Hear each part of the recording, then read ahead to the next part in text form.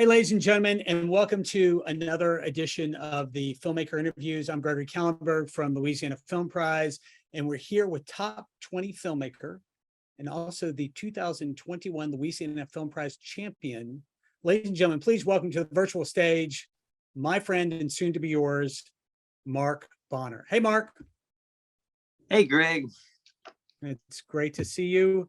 I will tell you something. We are very excited to have you back at the Film Prize. Congratulations on getting to the top 20. Why don't we start with a synopsis of Bamber Bridge? No spoilers, please. Okay. Bamber Bridge is a story inspired by true events. It takes place during World War II when a Black serviceman meets a white pen pal that's in the British Royal Forces for the first time.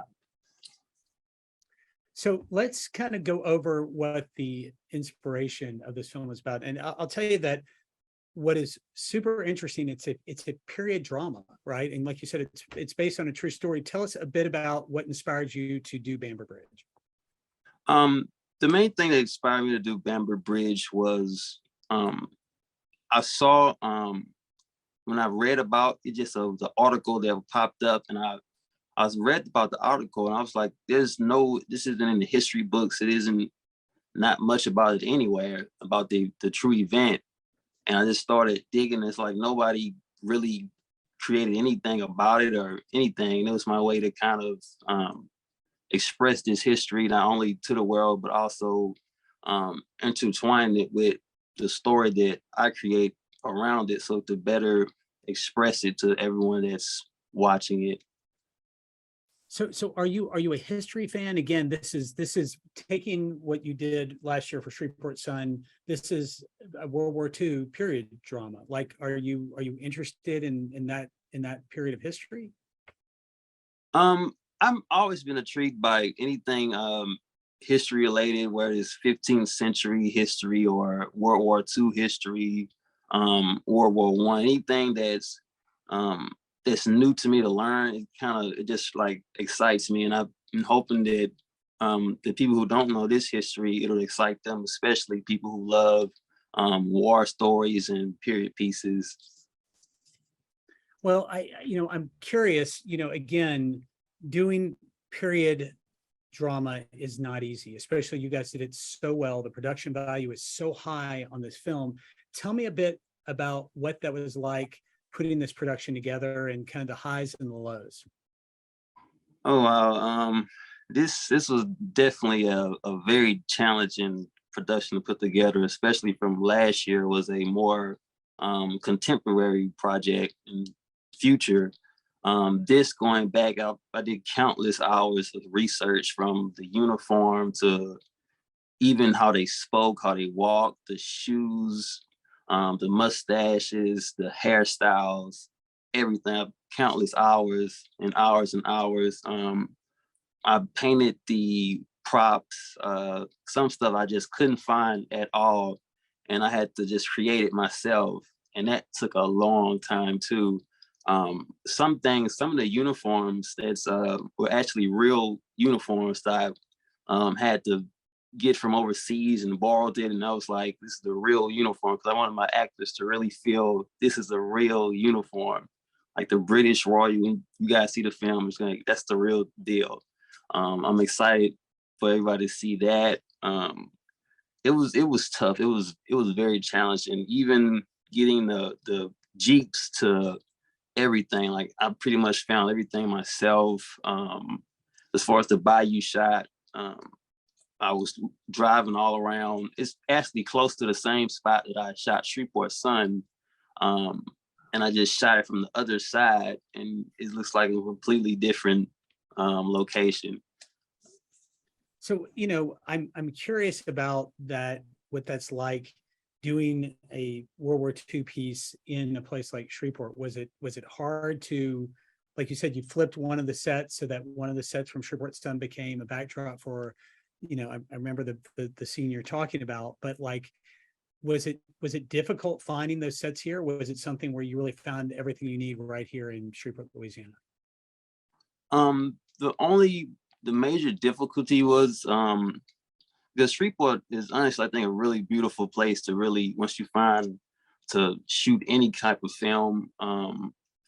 I think the most difficult part was probably getting the props, the big props like the trucks and the cars. And I was just very fortunate enough to find the right people to let me put that in the film, and I'm forever thankful to them. Um, I think that was probably the main struggling part in that. Well, I'm also curious, about the cast. It's a very interesting cast. Of course, you do what you do, which is amazingly awesome. But those people that were around you, how did you find the right people that really did fit within that genre in a way that they're truly believable, and it's truly a remarkable acting performance by the whole entire cast. So how did you cast this thing? I owe a big amount of that to my brother. He the casting. What's crazy is he's never casted before except for Shreveport's Son, and I taught him what I was looking for. He caught on just like that. He's like he's kind of like a Rotten Tomatoes critic. I told him what I wanted. He's like, I'll find it. I want this person, that person. He's like, okay, this person matches this. Okay, because people back in the day, they look different. Like if you looked at several different portraits of people in present day and 80s to 90s, every decade people sort of kind of look different, and that was very interesting for him to be able to find people that looked like they were in the period of the film. And that was one of the keys toward the casting as well. They looked like they matched it as well as their character. Even some of the people in the British Royal Forces, they looked British as well. And they looked like everything, like we really hammered down to the details, because I wanted everything to feel surreal, everything to feel like it was the film. So Mark, I mean, you've done film prize before, so you know what the crowds are like when they're packed inside that theater. What do you want your audiences to walk away really thinking about Bamber Bridge and everything that you've done?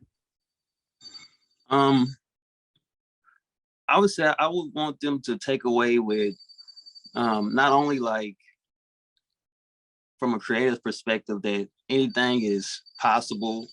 Um, you can, if you just really put your mind and focus into it, you can create something like that's a period piece from a contemporary piece, as well as the characters and their struggles that they went through, to where you're not alone when you going through something, or people, the struggles that the characters go through, that you too can try to branch off and do things like that. So, Mark, you get asked this probably in every interview before the film prize. There's a word that has never been brought into the room in film prize because it's never happened, and that's the word back to back, right? And so you are the champion from 2021 film prize. You did a beautiful film called Shreveport Son. You know how it works on Sunday. I get up on stage, the group gets around me, we unveiled that check. What would it be like if you won, and what would you do with that $50,000 check? Oh, that would be amazing. I would say we're probably just, of course, like last year, share that with my cast, and I would say I want to just continue creating, continue keep creating that next stellar film, getting new people and hiring them on that film, and just keep creating, keep circulating that, and hopefully it'll inspire the next great filmmaker, casting them. They can get on my set, any things like that, and they just keep on creating.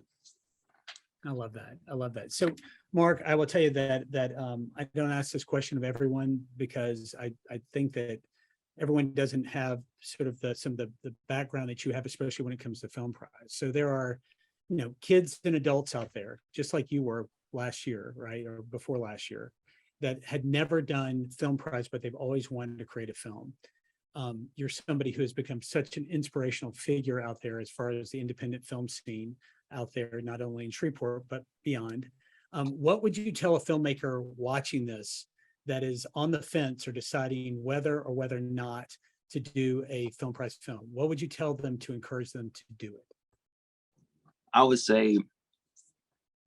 just say like Nike, just do it.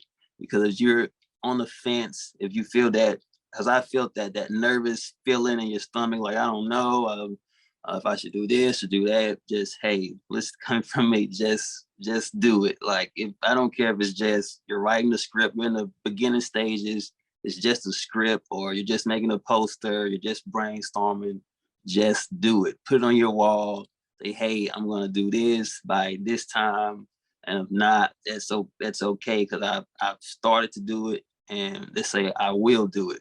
Say it to yourself, I will do it. I will at least complete this project, or I will write the script, or just start it. And once you start it, that's gonna be your push to keep on pursuing, especially when you see all the amazing filmmakers just like you in your local town, or the people who are coming from out of town in the first time to Prize Fest.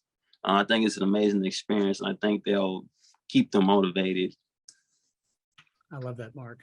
Wise words from Mark Bonner. Mark, before we get out, you ready to do a little Viva la Film Prize, just kind of practice for Prize Fest?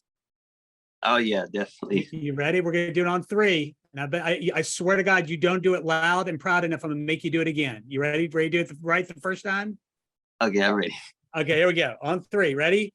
1, 2, 3. Viva la Film Prize! Woo!